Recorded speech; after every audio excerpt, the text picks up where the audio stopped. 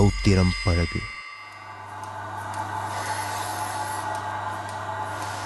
2008 சைனாவில் பாலை பற்றின பெரிய சர்ச்சை உண்டாச்சு.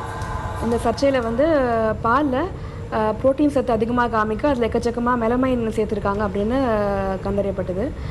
இது காரணம் வந்து மக்கள் எல்லாருமே பாலில் ஒரு புரோட்டீனுக்கான ஆதாரமாக நம்பி சாப்பிட்றதுனால இருக்கலாம். இதனால் பெரிய ப்ரெஷர் உள்ளாகி பல நாடுகளில் வந்து இந்த மாதிரி மெலமைனோ இல்லை மற்ற பொருட்களோ சேர்க்குற மாதிரி ஆகிடுது. இந்த ப்ரெஷர் வந்து பாலுக்கான ஒரு பெரிய கண்டாமினேஷனுக்கான காரணமாக இருக்குது. இந்த சைனாவில் ஆரம்பித்த பிரச்சனை வந்து உலகம் பூராவும் பழவி நியூசிலாந்து கம்பெனி வந்து தங்களோட பிஸ்கெட்டு சாக்லேட் எல்லாமே வந்து வாபஸ் வாங்கி பல நாடுகளில் அது பெரிய ஒரு சிக்கலாச்சு.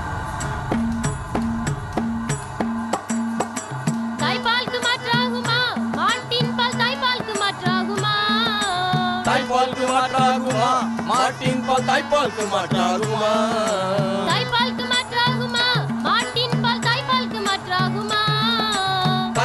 மாற்றாகுமா? மாட்டின் பால் தாய்ப்பாலுக்கு மாற்றாகுமா? பால் பவுடர் ஐஸ்கிரீம்கள் பண்டங்கள் பலதாகி, பால் பவுடர் ஐஸ்கிரீம்கள் பண்டங்கள் பலதாகி, உடலுக்கு தேவையான சத்துக்கள் இவைதானா? உடலுக்கு தேவையான சத்துக்கள் இவைதானா? தாய்ப்பாலுக்கு மாற்றாகுமா? மாட்டின் பால் தாய்ப்பாலுக்கு மாற்றாகுமா? தாய்ப்பாலுக்கு மாற்றாகுமா? மாட்டின் பால் தாய்ப்பாலுக்கு மாற்றாகுமா? பால் பாக்கெட் உணவாகுமா? குழந்தைகளுக்கு பால் பாக்கெட் உணவாகுமா? பால் பாக்கெட் உணவாகுமா? குழந்தைகளுக்கு பால் பாக்கெட் உணவாகுமா?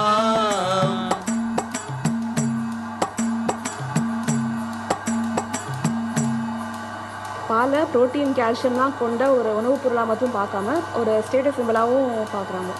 பாலில் குளிச்சா கிளியோபாட்ரா வந்து பாலில் குளித்தாங்க.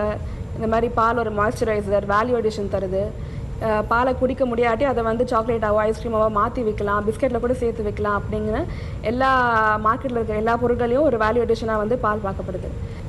தாய்ப்பாலுக்கு பதிலாகவே பேபி ஃபார்முலா கொடுத்தா போதும் அப்படின்னு சொல்கிற விளம்பர நோக்கம் இருக்கும்போது மற்ற பால் பொருட்களில் நிஜமாகவே புரதச்சத்து இருக்கா, கொழுப்பு இருக்கா, இல்லை அது கொதிக்க வச்சா என்ன ஆகும், டாக்டர்ஸ்லாம் தெரிஞ்சு தான் ரெக்கமெண்ட் பண்ணுறாங்களா அப்படிங்கிற கேள்விக்கெல்லாம் விடை இல்லாமல் தான் நம்மலாம் குடிச்சிட்ருக்கோம் பாலை.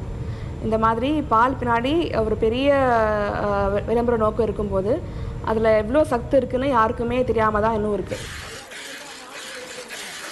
பால் மாதிரி அடிப்படையான விஷயத்தில் கலப்படம் பண்ணுறவங்களுக்கு ஆயுள் தண்டனை வரைக்கும் வழங்கலாம் அப்படின்னு இந்தியாவோட உச்சநீதிமன்றம் ஒரு பரபரப்பான தீர்ப்பை டிசம்பர் மாதத்தோட தொடக்கத்தில் கொடுத்துருக்கு. உச்சநீதிமன்றம் இவ்வளவு பரபரப்பான தீர்ப்பை தர்றதுக்கு என்ன காரணம்? பாலில் என்ன மாதிரியான கலப்படம் செய்யப்படுது? இந்தியாவில் உள்ள ஒவ்வொரு தனி மனிதனும் தன்னுடைய வருமானத்திலிருந்து 7-8% பணத்தை பால் மற்றும் பால் பொருட்களுக்காக செலவிடுறதா ஒரு ஆய்வு சொல்லுது.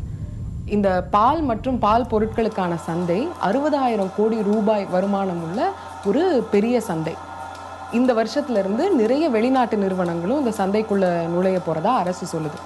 இப்படிப்பட்ட ஒரு காலகட்டத்தில் தான் உச்சநீதிமன்றமே பாலில் மிக மோசமான கலப்படம் செய்யப்படுறதா ஒரு முக்கியமான தீர்ப்பு வழங்கியிருக்கு.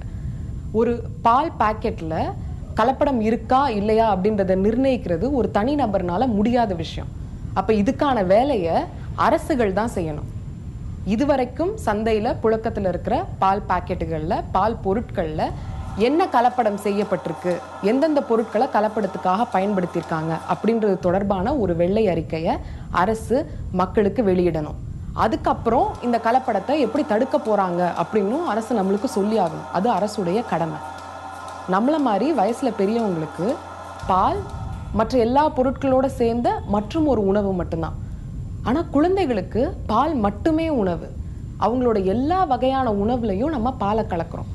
அப்போ பால் மாதிரியான ஒரு விஷயத்தில் கலப்படம் செய்கிறப்போ நம்மளுக்கு அதனால் ஏற்படுற பாதிப்பை கூட விட்டுட்டு பார்த்தோன்னா குழந்தைகளுக்கு நீண்ட நாளைக்குரிய ஒரு பாதிப்பை இந்த கலப்படம் ஏற்படுத்துது.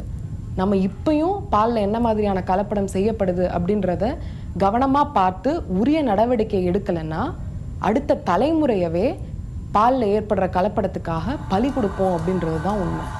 கறந்த பாலினில் காப்பி குடித்த காலம் அந்த காலம், கறந்த பாலினில் காப்பி குடித்த காலம் அந்த காலம்.